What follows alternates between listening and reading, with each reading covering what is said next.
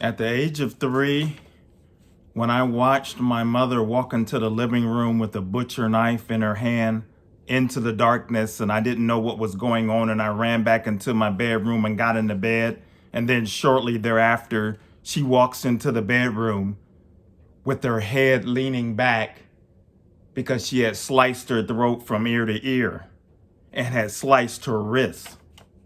And that's, for many of you that's followed me in this, you may not know that my mother committed suicide. I mentioned that, but that was what I witnessed. There's more to that story. But the reason why I'm telling that at the beginning of this message is because I was told from a family member, and then as I moved from my adolescent and teenage and early adulthood, that my mother went to hell because she committed suicide. And I felt bad about that because there was nothing I can do. Like, man, is there a way she can get out of hell? What can be done? And that was the seed that was planted in me until I gave my life to the Lord in 1992. And then when I went to join this particular church and came across this minister that said, when I told him that story, he said, "How do you know your mother went to hell? Who told you that? You don't know the state of your mother's mind and where she was mentally. And God only knows that. And if she's mentally ill, he's not going to hold her accountable for that. And at the same time, it's not in the scriptures anyway. But that's a whole nother argument there, because I could talk about that. But the reason why I'm telling you this is the lie. Being planted a lie inside of me. And that's why I'm calling out ever since I've been in the ministry since 1994, 95. At that point, I had a passion to call when I see teachings and when I see lost souls out there that are people that are going this way, and I'm like, wait a minute, what are you doing? God has saved me. He did these great things for me, but don't destroy yourself. And now we're in this era with the false prophets, in this media age, and I'm going to make a message, so stay tuned. If you're not subscribed, subscribe. I'm going to make a message on how my church, my former church, how the pastor, how he handled false teachings and false prophets that try to infiltrate the church. Now, this is part 2 of a message of false prophets. I'm making false prophets ones that are kind of under the radar. Some of them are known and you may know them, and then others are not well known. But I put them up on the wall of shame because we need to know. You need to know that there's people out here that are leading God's people astray. So let's start with the first one. This woman, I think her name may be Linda. I could not find her name. But her channel is Spirit Move Ministry. Spirit Move Ministry. And she is talking about word of knowledge. She's starting to use this word of knowledge thing. And she says God showed her that Biden doesn't really want the job for the president.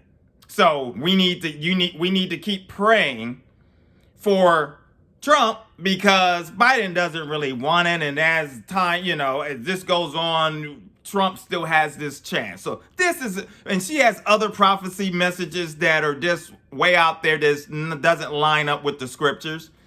The next one is, there's a guy, Bobby Connor. And I think his channel is The Official Bobby Connor. And he's a pastor for 27 years. He's a pastor, has been married for over 50 years. And then he decided to get into some type of worldwide ministry is what his bio says.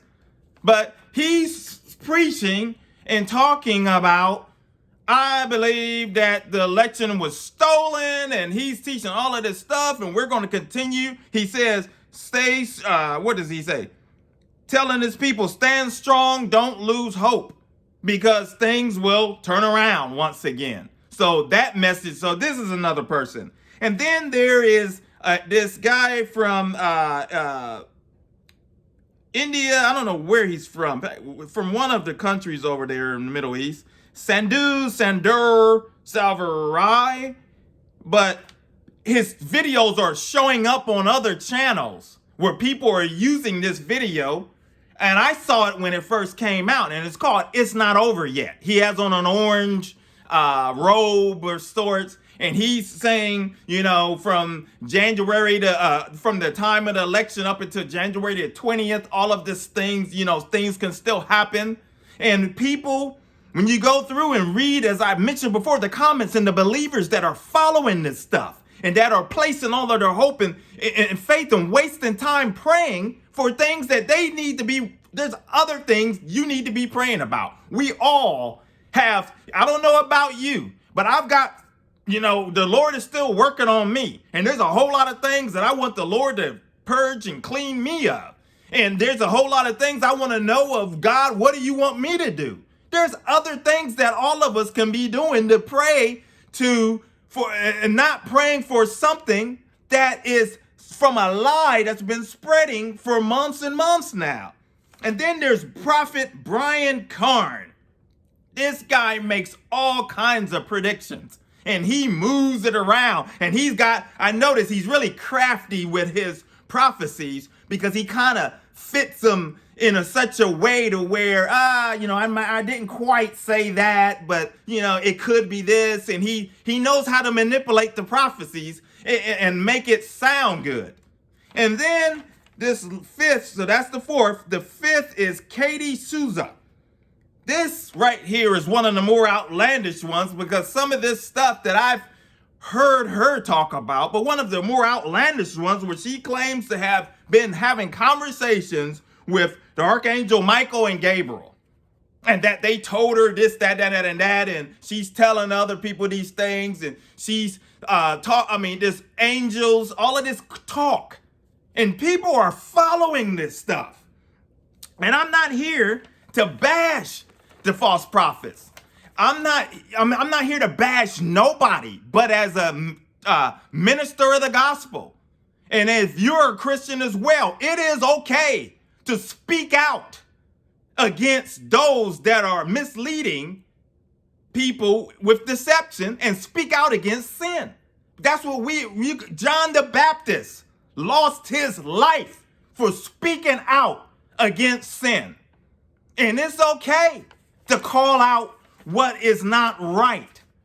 And these false prophets are dangerous because I was thinking, when I woke up today, I was thinking like, you know, there's going to be a lot of people, if they are not careful, they are going to wake up one day when they die, they're going to wake up and find themselves in the wrong place because you thought you were following someone of God. You thought that you were hearing these things from God, and you're going to find out, as I mentioned in a previous video, Satan is crafty, sneaky, and devious, and he will take you to the edge and drop you off, and you will wake up in a place, and it won't be a glorious place. It will be a place of doom and gloom. It's the place that's not reserved for mankind. Don't follow these people.